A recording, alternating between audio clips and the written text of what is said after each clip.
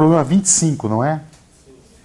Então é o seguinte, esse problema 25, você tem 3 distribuições de cargas que ele quer que você calcule o potencial para posteriormente calcular o campo. É isso que ele quer, não é verdade?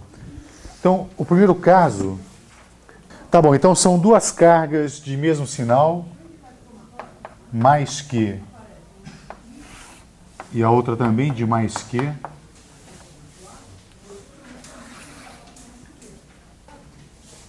Então vou chamar isso aqui de D sobre 2, isso aqui é D sobre 2. 2D. Tá. Mas a distância total ele chama de D. Ele quer que você calcule o campo num ponto Z, o potencial num ponto Z qualquer, não é isso? Aqui no eixo Z, então. No eixo Z. Tá bom. Então, calcular o potencial não é bem fácil, porque você vai estar somando escalares. Então, o potencial em Z, vou chamar de VZ, já que as cargas são iguais e a distância de cada carga dessa até o ponto P é a mesma, eu vou dizer que é 2 vezes o potencial gerado por uma carga só. Né? E o potencial gerado por uma carga pontual é 1 sobre 4πε0, Q sobre a distância. E essa distância aqui, R ao quadrado é igual a Z quadrado mais D sobre 2 ao quadrado. Então, a distância que aparece aqui vai ser Z quadrado mais D sobre 2 ao quadrado. Pronto, esse é o potencial. Bastante simples, não? Aí ele pede para você calcular o campo nesse eixo. Aí você vai dizer o seguinte, o campo elétrico, ele é menos o gradiente do potencial. Se nós trabalharmos aqui em coordenadas cartesianas, a componente do gradiente nessa direção aqui é simplesmente a derivada com respeito a z. Então isso aqui é simplesmente menos a derivada com respeito a z do potencial na direção z. Então basta derivar com respeito a z que você vai ter o campo. Então o campo vai ser dado por 2 vezes 1 sobre 4πε0, que precisamos derivar isso aqui. Aqui embaixo vai aparecer um Z2 mais um D sobre 2 ao quadrado elevado a 3 meios, não é? É a derivada disso tudo aqui elevado a menos meio. Você subtrai 1, vai dar um menos 3 meios, que ele volta para cá assim, dessa forma. Aí tem que derivar a raiz. Então caiu menos meio aqui. E aí você tem que derivar o argumento. Vai dar, então, menos meio que multiplica 2z. Aqui tem o menos, na verdade, do menos do gradiente, e aqui apareceu menos z. Na direção é z. Entendeu isso? Não. Olha só. Isso aqui, quando eu coloco no numerador, não aparece Z2 mais D sobre 2 ao quadrado elevado a menos meio. Eu cortei o 2 da raiz, da derivada da raiz, com o meio da derivada da raiz com o 2 do Z. Tá? Aí esse menos com esse menos fica positivo e o campo aponta na direção de Z positivo, para cá, né? Como era de se esperar. Uma vez que eu calculei o potencial só no eixo Z, eu posso concluir se existe ou não campo no eixo Z, mas não posso concluir se existe campo no eixo X ou Y. Tá bom, então agora vamos para a próxima configuração, que é um fio finito. É um fio finito. Alguém pode me lembrar? É um fio finito de tamanho 2L. Densidade lambda. Então, se aqui eu chamar de eixo Z, ele vai de menos L até L, por exemplo. Aqui eu chamo de eixo X, por exemplo. Tá? Calcule o potencial no eixo Z. Calcule o potencial no eixo Z. Então, vamos calcular o potencial neste ponto aqui. Ó. Eu sei o potencial de uma carga pontual.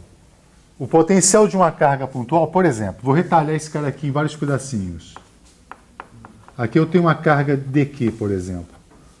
O potencial dessa carga dQ, que está situado a uma distância x do centro, é simplesmente 1 sobre 4πε0 dq sobre essa distância aqui, não é isso? Que vai me dar uma coisa assim. Então, vou chamar de dv, que é 1 sobre 4πε0 dq sobre r, onde r é esse cara aqui. Mas você falou, a densidade de cargas é lambda.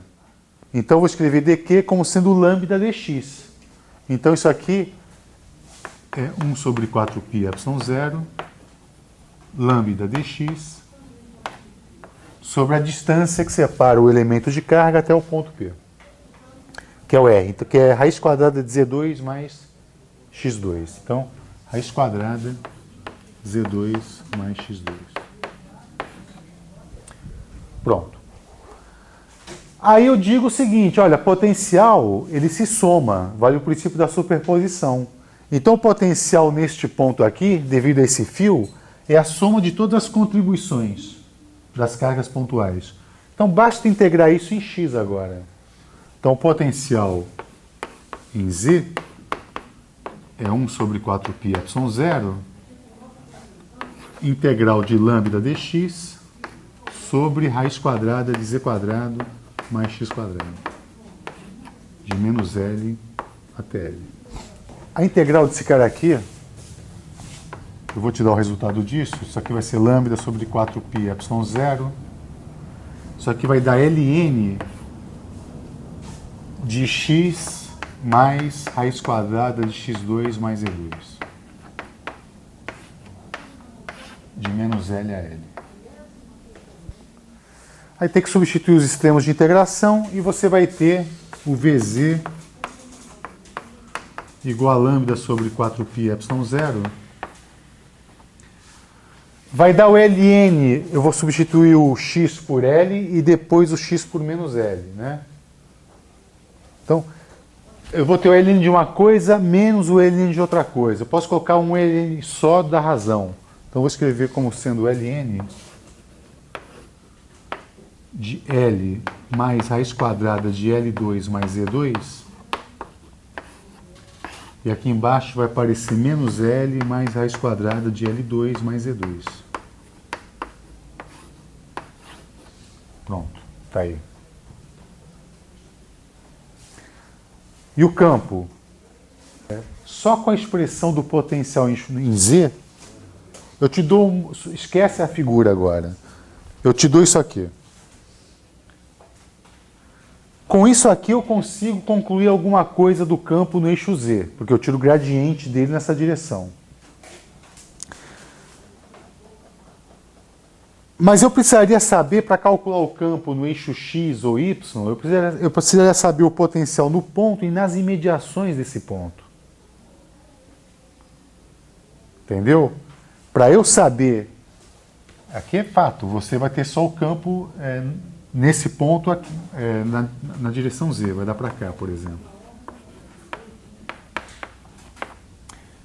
Mas digamos que eu peça para você calcular o potencial nesse eixo. Então você vai ter um V de Z aqui. Para você saber se tem campo ou não na direção x e y, você precisaria saber o potencial neste ponto e nos arredores dele. Coisa que a gente não está calculando. Eu precisaria da expressão completa. Como é que é o potencial V de x, y e z? V de R. Bom, se eu pedir para você calcular o potencial aqui, você vai ter essa dependência, na verdade. Tá? E aí você calcularia o campo derivando isso com respeito a... Tirando o gradiente dessa expressão.